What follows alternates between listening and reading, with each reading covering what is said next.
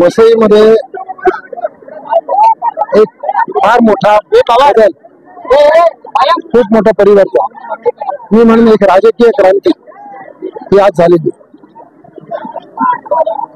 या ठिकाणी भारतीय जनता पार्टी, शिवसेना, राष्ट्रवादी, श्रमजीवी संघटना, रिपब्लिकन पक्ष अशी युती होती, महायुती. जवळपास 40 वर्षांनंतर एका महिलेला उमेदवारी मिळाली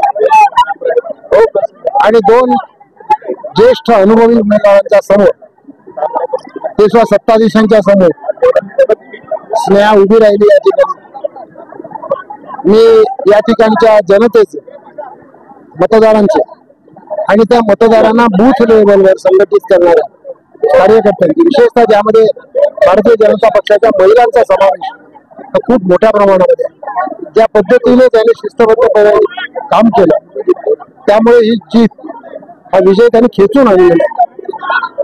या विजयामुळे वसईला एक नवीन दिशा मिळेल.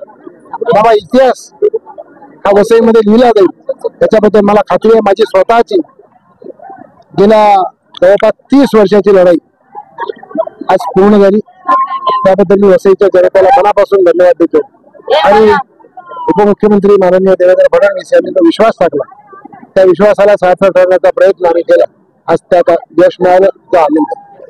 40 वर्षानंतर एका महिलेला या ठिकाणी उमेदवारी मिळाली आणि तुम्ही बहुमताने विजयी झाला, काय प्रतिक्रिया?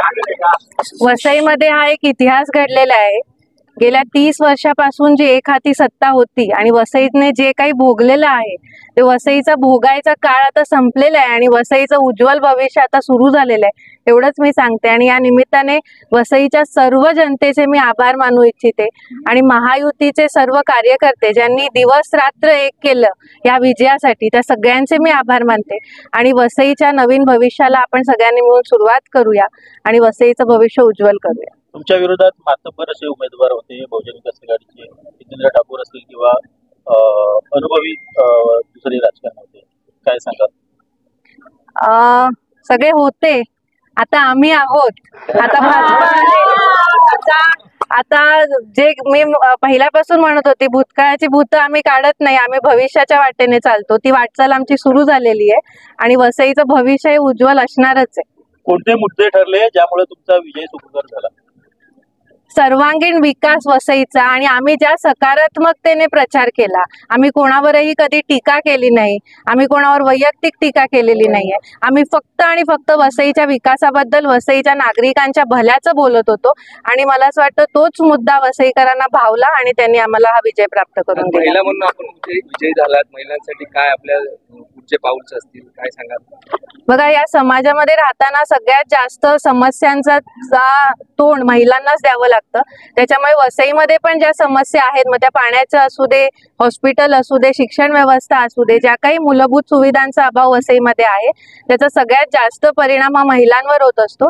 त्यामुळे या सगळ्या मूलभूत सुविधा सुधारण्यावरती आणि मूलभूत अधिकार लोकांना देण्यावरती आमचा भर असेल. या सरकारची लाडकी बहीण योजना कितपत कामी आहे?